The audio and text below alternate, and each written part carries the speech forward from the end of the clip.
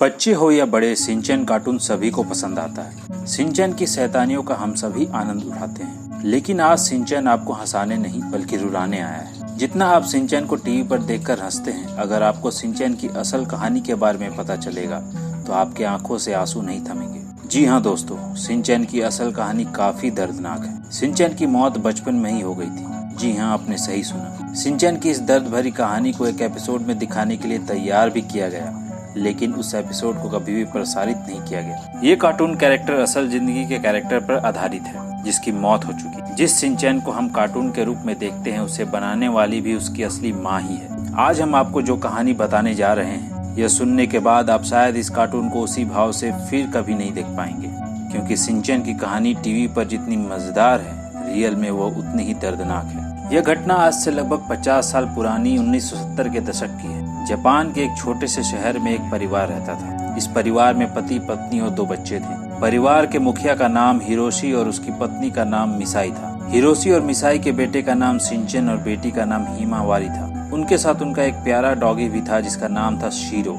Shinchan बहुत ही शरारती बच्चा था। वो अपने स्कूल में टीचर्स को बहुत परेशान करता था। वो अपना होमवर्क भी कभी टाइम पर पूरा नहीं करता था, बस दिन भर शैतानियां करता। लेकिन वह जितनी मस्ती करता, उसमें समझदारी भी उससे ज्यादा थी। शिनचैन अपनी बहन हिमावारी और अपने पपी शीरो के साथ दिन भर खेलता रहता। इनके माता पिता को कहीं थोड़ी देर के लिए जाना होता तो उन्हें घर पर ही छोड़कर चले जाते। अगर आपको ध्यान हो तो इस कार्टून में अक्सर दिखाया जाता था कि शिनचैन की माँ को शॉपिंग करने का बेहद शौक है। उसी तरह मिसाई भी शॉपिंग करना पसंद करती थी। ऐसे में एक बार मिसाई अपने दोनों बच्चों को लेकर शॉपिंग सेंटर पहुंची। वह शॉपिंग करने में काफी बिजी हो गई, जिसके कारण मिसाई ने शिनचैन को हिमावारी का ध्यान रखने के लिए कहा। दोनों बच्चे छोटे थे और शिनचैन को खिलौनों का बेहद शौक था।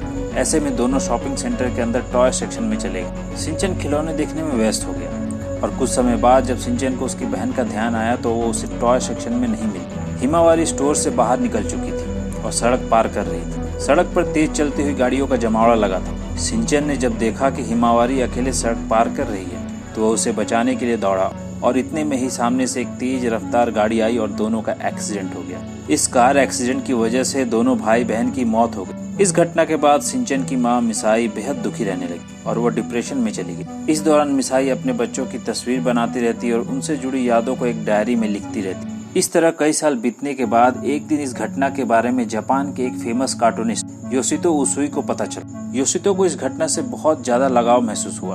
उन्होंने फैसला लिया कि वे इस कहानी को पूरी दुनिया के सामने लाएंगे। उन्होंने इस कहानी से प्रेरित होकर शिनचैन कार्टून बनाए। इस कार्टून की लोकप्रियता पूरी दुनिया में हुई।